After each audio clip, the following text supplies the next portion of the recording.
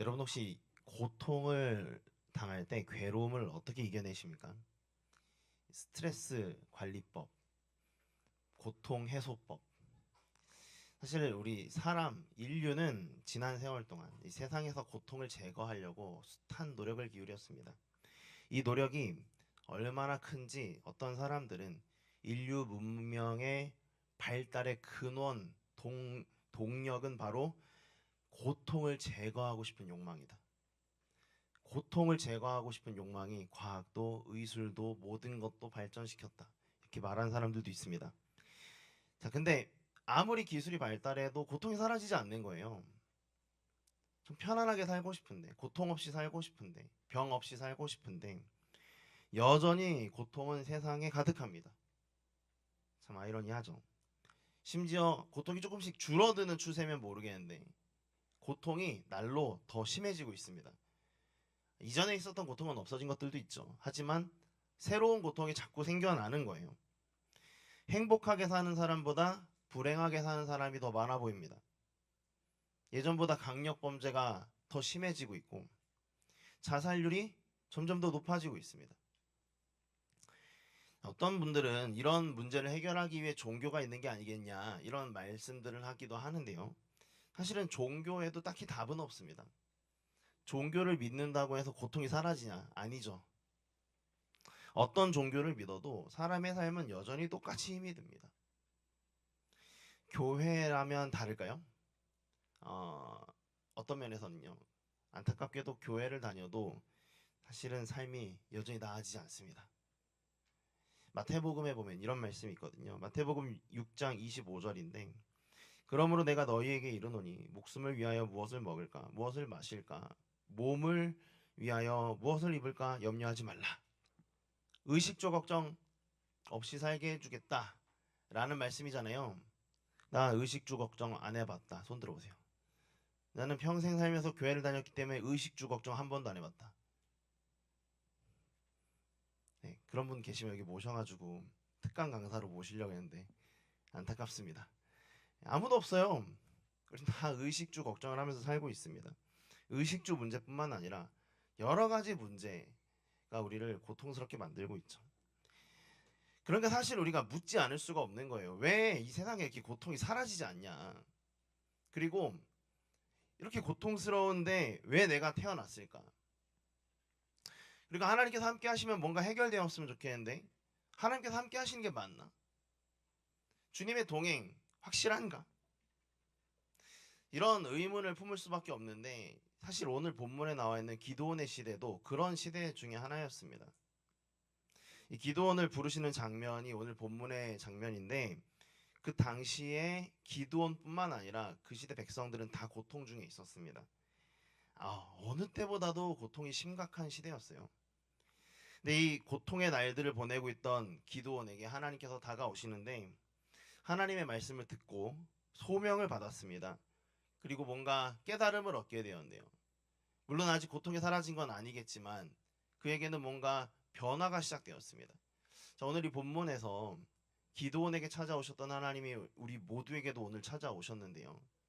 여러분의 귀가 열려서 기드온에게 주신 이 말씀 통해서 우리에게 어떤 말씀을 주시는지 잘 들으시고 고통이 사라지지 않는 이 시대에 내가 어떻게 살아가야 되는지 왜 살게 되었는지 한번 깊이 생각해 보시기를 바랍니다.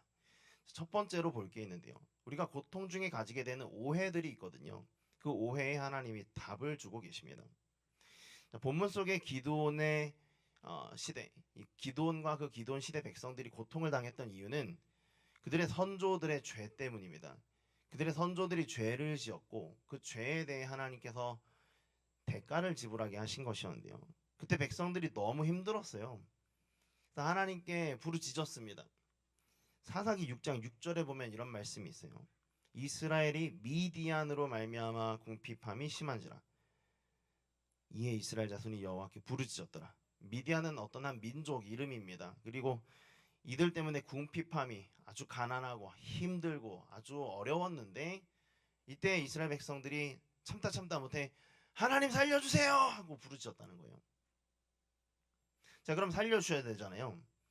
근데 살려주시지 않았어요. 어떻게 지적하시는 거예요. 선지자들을 통해서 말씀하신 건데 사사기 6장 10절입니다. 내가 또 너희에게 이르기를 나는 너희의 하나님 여호와이니 너희가 거주하는 아모리 사람의 땅의 신들을 두려워하지 말라 하였으나 너희가 내 목소리를 듣지 아니하였느니라 하셨다 하니라.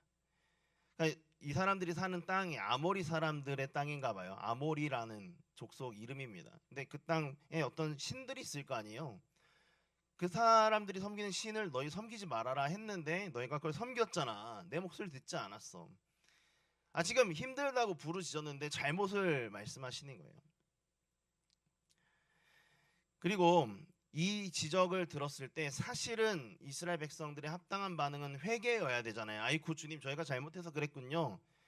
이제는 고치겠습니다. 근데 이스라엘 백성들이 그렇게 생각을 안 했어요. 너무 힘들다 보니까 잘못을 지적받을 때 회개가 아니라 원망이 나왔습니다. 하나님이 우리를 버리시나 보다. 이렇게까지 말씀하시는 거 보니까 버리시나 보다. 이렇게 고통스러운데 고통스러워서 다 살려달라 했는데 죄를 지적하시는 거 보니까 우리를 버리시려나 보다. 이런 오해를 한 거예요. 그 오해가 13절에 나와 있거든요. 이제 여호와께서 우리를 버리사 미디안의 손에 우리를 넘겨주셨나이다. 자, 그런데 이런 오해를 할까봐 주님께서 말씀하시면서 이 13절에 이들이 이런 생각하기 전에 12절로 먼저 이런 말씀을 주셨습니다.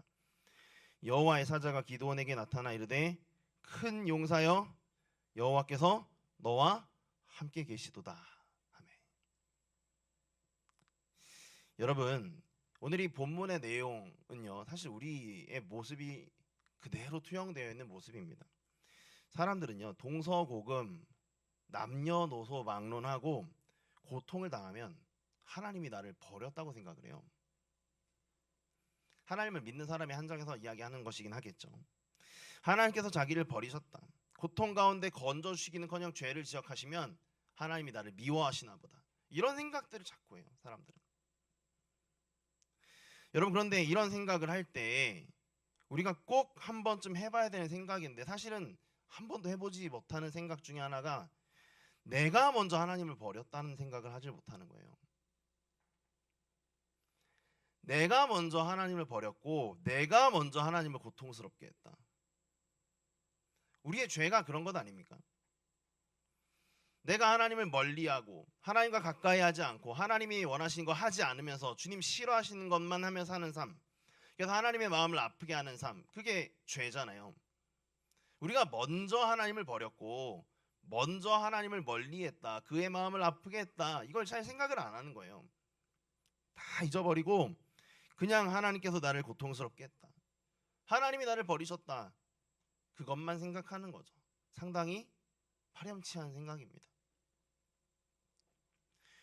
여러분 그런데 왜 사람들은 이렇게 어리석을까요? 본인이 먼저 하나님을 고통스럽게 해놓고 왜 내가 하나님을 고통스럽게 한 것에 대해서는 생각을 안 할까요? 이유가 있는데 여러 이유가 있겠지만 핵심은 하나님이 고통을 당하실 리가 없다는 생각을 하는 거예요. 내가 죄를 짓긴 했지만 그것이 하나님을 고통스럽게 했을 리는 없다. 내가 죄를 지었더라도 하나님은 괜찮으실 것이다. 이런 생각을 하는 거예요.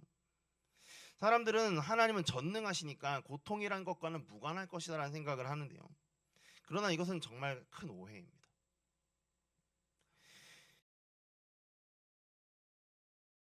들리는 것 아니겠어요? 예수 그리스도께서 십자가를 지셨는데요. 히브리서 2장 10절을 한번 보시기를 바랍니다.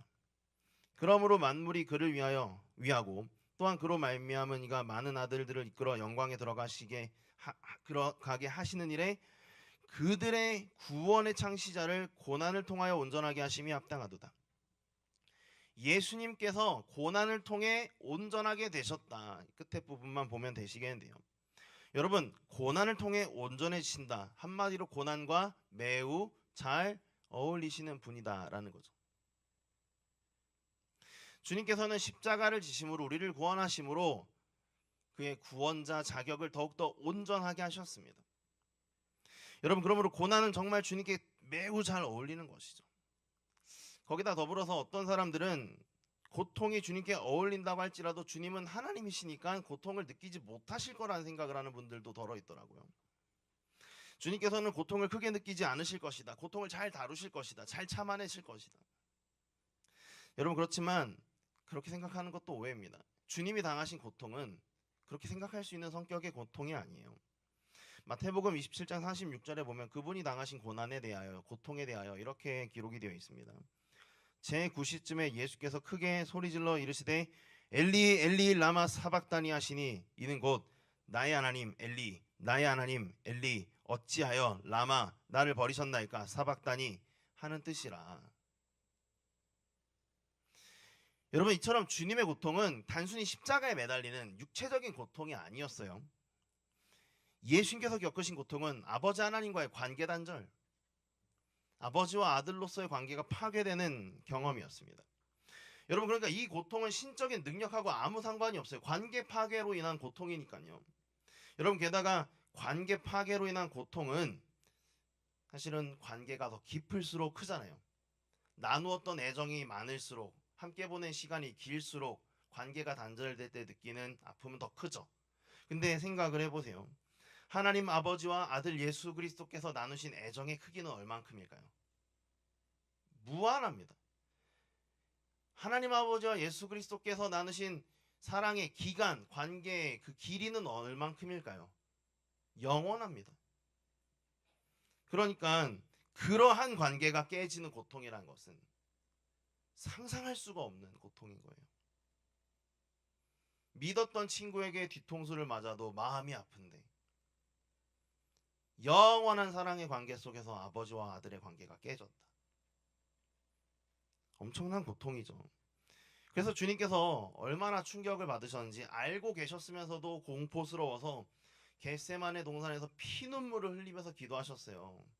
근데 이렇게 피눈물을 흘리면서 기도하시면서 이제 마음을 좀 다스리시고, 그래 이제 그래도 아버지의 뜻을 따라 십자가에 달릴 준비가 되었다 하고 십자가에 달렸는데 달리자마자 엘리 엘리 라마 사박다니 하면서 절규하신 거예요. 어찌하여 나를 버리셨나이까. 여러분, 그러니까 하나님과 고통이 무관하다? 말이 안 되는 겁니다. 하나님은 우리로 인해, 우리 죄 때문에 우리보다 먼저 더 고통당하셨습니다. 하나님께서 우리를 버리신 것보다 우리가 먼저 그를 버린 사건이 있었던 거예요. 여러분, 만약 예수님께서 우리 생각대로 하나님이시니까 고통과 무관하다라고 하려면요, 그는 고통당하지 않으심으로 우리가 온전히 고통을 당해야 됩니다. 그리고 그 고통은 죽음이 되겠죠. 여러분, 그러므로 우리가 사망이 아니라 고통 정도로 이 시간들을 지나가고 있다는 것은 그가 우리를 대신하여 죽음을 감당하신 일이 있었기 때문에 가능한 것입니다. 그가 우리보다 더 고난 당하셨기 때문에, 그가 우리에 앞서 우리를 위하여 고통 당하셨기 때문에 이러한 삶이라도 가능한 거예요. 그러니까 감사해야 됩니다. 여러분, 주님께서 말씀하시기를 나를 따르려면 각자 자기 십자가를 지고 나를 따르라 라고 말씀을 하셨습니다. 그러므로 오히려 고통이란 예수님께서 계시지 않기 때문에 나에게 일어난 일이 아니라 예수님을 따라갈 수 있도록 주어지는, 예수님을 닮아가는 과정으로서 주어지는, 예수님을 닮지 않는 자리에 있던 우리로 하여금 돌이키도록 주신 과정임을 이제는 기억해야 됩니다. 베드로전서 5장 10절을 여러분께 소개합니다. 모든 은혜의 하나님 곧 그리스도 안에서 너희를 부르사 자기의 영원한 영광에 들어가게 하시니가 잠깐 고난을 당한 너희를 친히 온전하게 하시며 굳건하게 하시며 강하게 하시며 터를 견고하게 하시리라. 이 말씀대로 고난이라는 것은 주님의 부재를 뜻하는 게 아니라 도리어 주님을 닮아가는 과정이라는 것을 늘 기억하시고 주님을 바라보실 수 있는 기회로 삼으시기를 바랍니다. 두 번째, 오늘 본문에서 우리가 봐야 될 게 있는데요, 우리의 고통이 해결되지 않는 진짜 이유가 뭐냐는 거예요.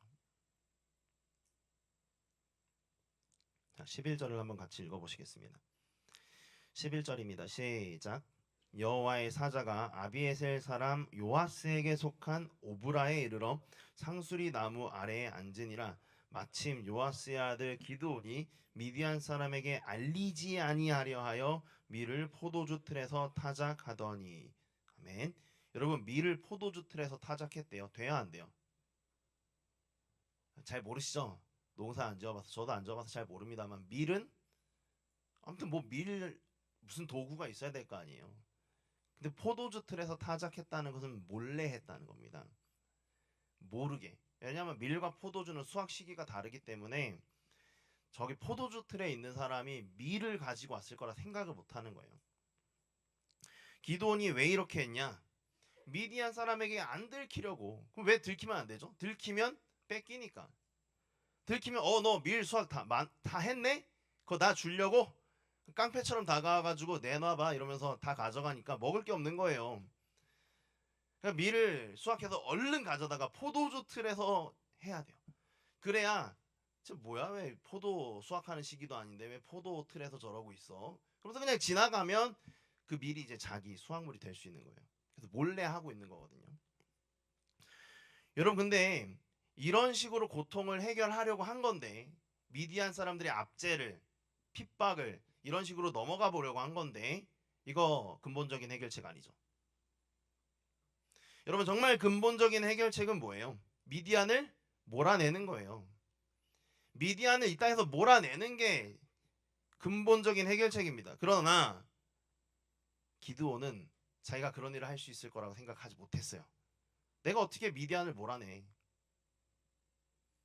난 작은 사람인데 나는 그런 일을 할 수 있는 사람이 아니야. 그냥 요 바운더리 안에서 조금 덜 고통스러운 길을 택하면 그만이지 라고 생각을 했던 거예요.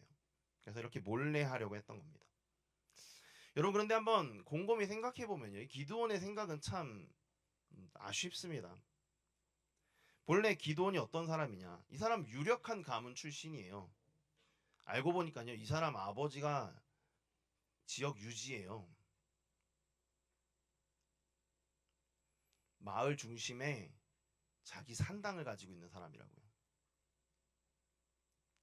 그리고 사실 기드온은 뭐 본인은 몰랐을 수 있지만 하나님께서 내정하신 사사 후보자예요. 자, 그런데 이렇게 집안도 유력하고 하나님께서도 이제 사사로 쓰겠다고 내정하신 사람인데 이런 사람이 자기를 작은 사람이라고 여긴다? 그러면 이스라엘에 인물이 없네요. 인물이 없어. 민족을 위해서 나설 자가 있을까요? 아무도 없을 거 아닙니까? 그러니까 아마 그 시대에는 그 누구도 이 시대를 바꿔보겠다고 민족을 구해보겠다고 나서는 사람이 아무도 없었을 거예요. 그리고 바로 그것이 그 시대의 아픔이 끝나지 않은 이유예요. 아무도 책임지려고 하지 않는 그 누구도 시대를 이 아픔을 끝내기 위해 자기를 헌신하지 않는 여러분 이것이 바로 그 시대의 진정한 아픔이 아니겠습니까? 아픈 것보다 더 아픈 것, 아픔을 고칠 생각을 하는 사람이 아무도 없는 것, 그것이 정말 이 시대의 아픔이었던 거예요. 그래서 아픔이 끝나질 않았던 겁니다. 여러분 그런데 이런 일은 오늘날에도 계속 반복되고 있어요. 사람들은요 예외가 없는 것 같아요.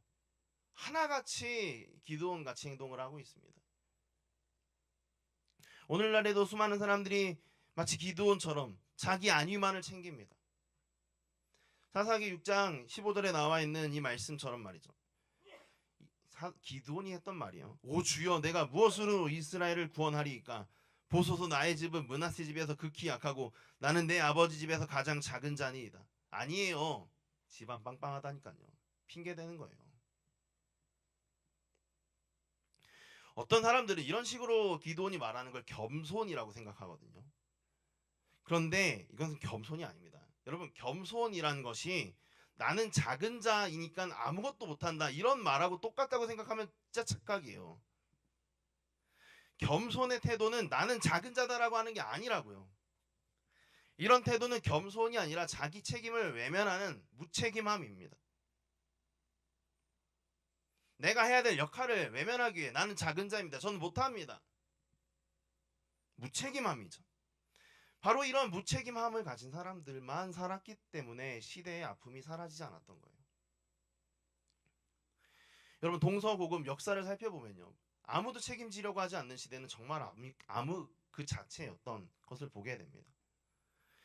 이스라엘 백성들의 예시로만 봐도 그런데 대표적인 경우가 이스라엘 백성들이 가나안에 이제 진입해야 되는데 그 직전에 있었던 사건인 가데스 바네아에서 정탐꾼을 보냈던 사건이에요.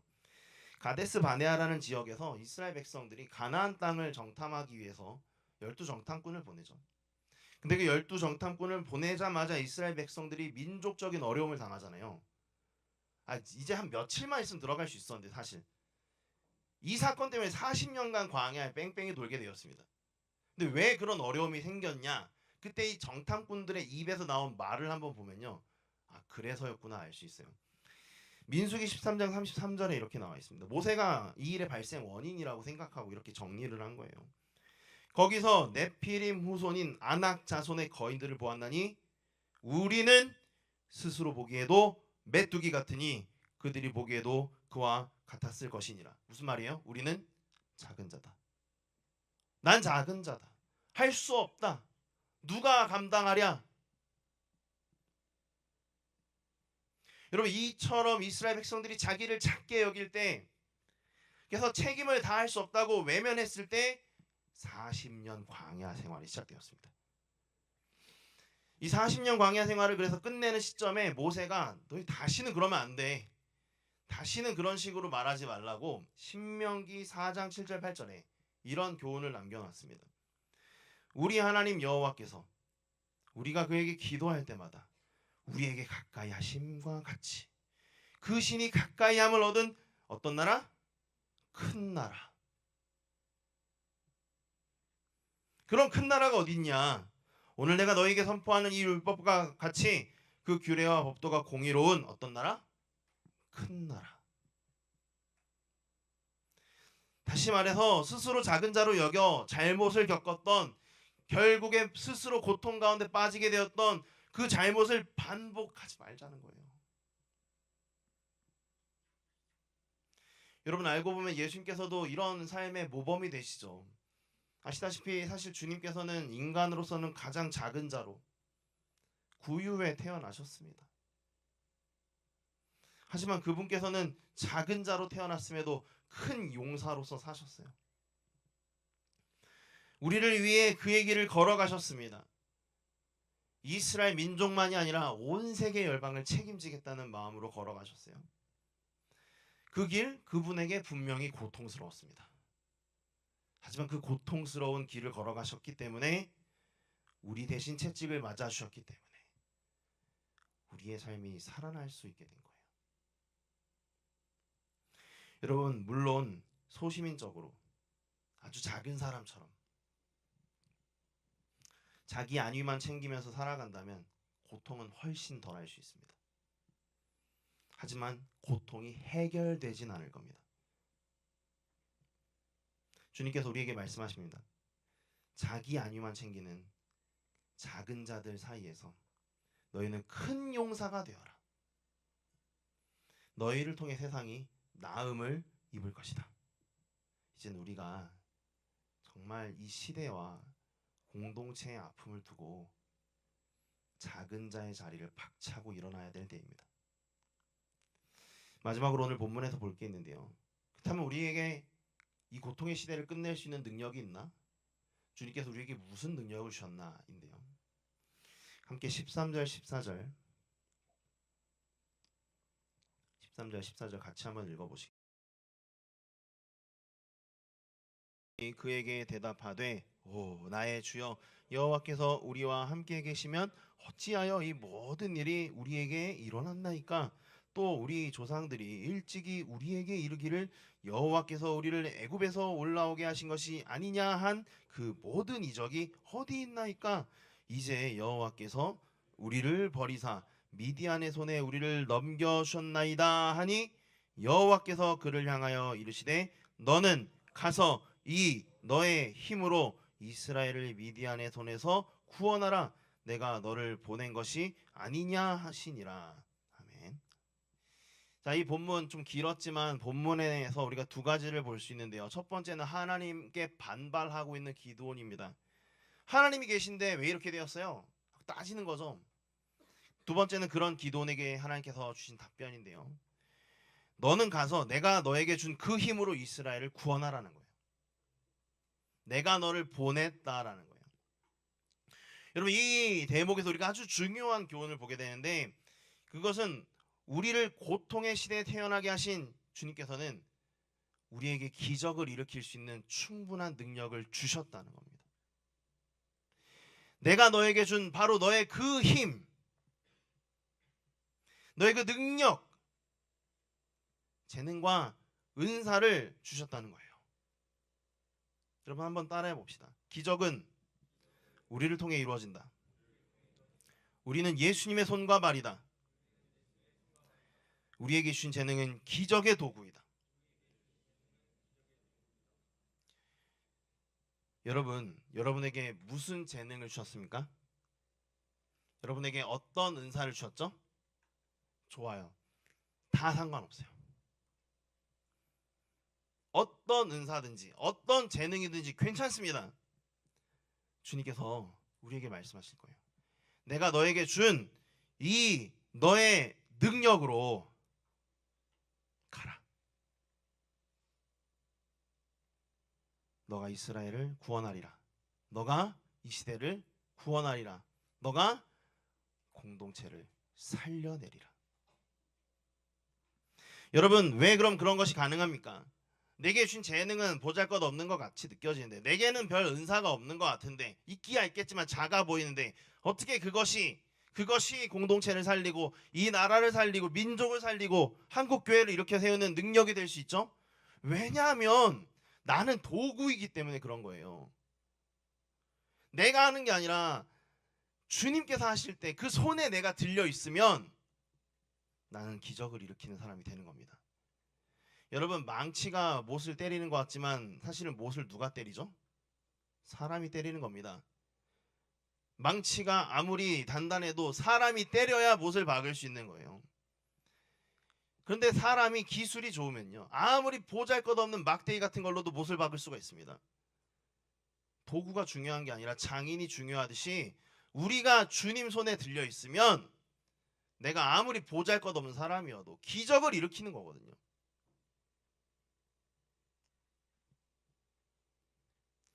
여러분, 지난 세월을 돌아보면요, 저도 지극히 개인 중심적이고 전형적인 소시민의 삶을 살았던 것 같아요.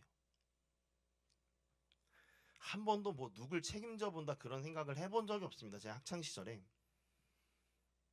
그냥 뭐 내가 그냥 걸어가는 그 길 내 삶이나 조금 편안하면 되겠지 이런 생각을 하면서 살았어요.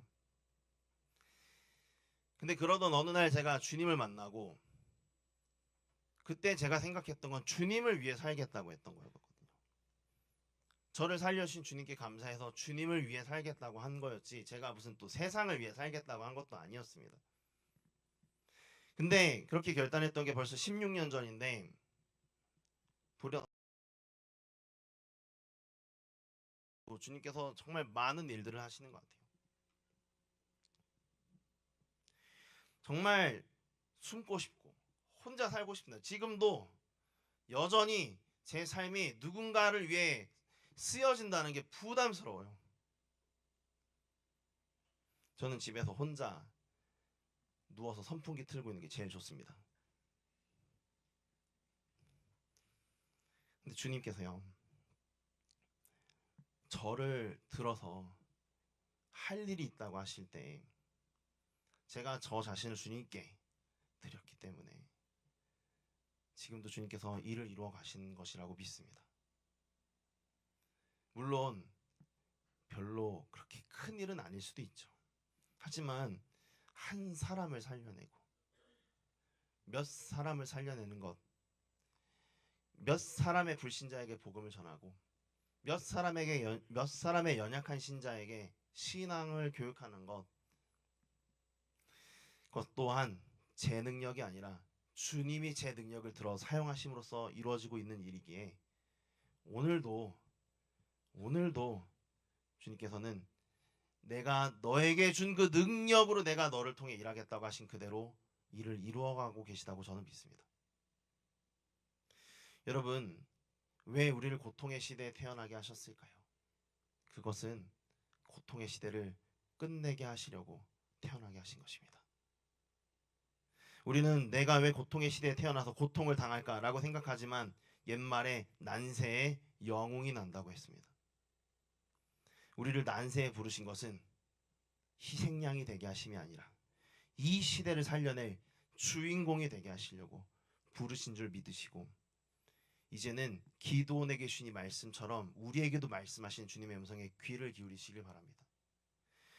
하나님께서 오늘 우리에게 말씀하십니다. 내가 동행하지 않아서 아팠던 게 아니다. 오히려 내가 너와 동역하려고 했기 때문에 아팠던 것이다.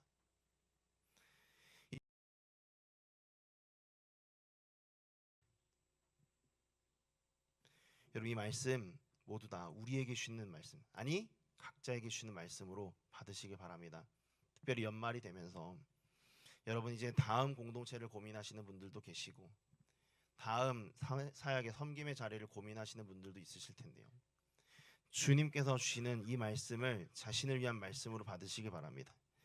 사사기 6장 12절에 제가 땡땡땡이라고 구멍을 뚫어놨습니다. 여기에 여러분 이름을 넣어서 같이 고백했으면 좋겠습니다. 통일을 하죠. 성까지 붙여서 하도록 합시다. 같이 한번 읽어보겠습니다. 여호와의 사자가 김라면에게 나타나 이르되 큰 용사여 여호와께서 너와 함께 계시도다. 아멘. 아멘. 하나님 나라 백성이니까 소시민이 아니라 대시민, 큰 용사인 줄 믿으시고 같이 걸어가시면 좋겠습니다. 우리 이 시간 같이 찬양하면서 주님께 고백함으로 나아가겠습니다.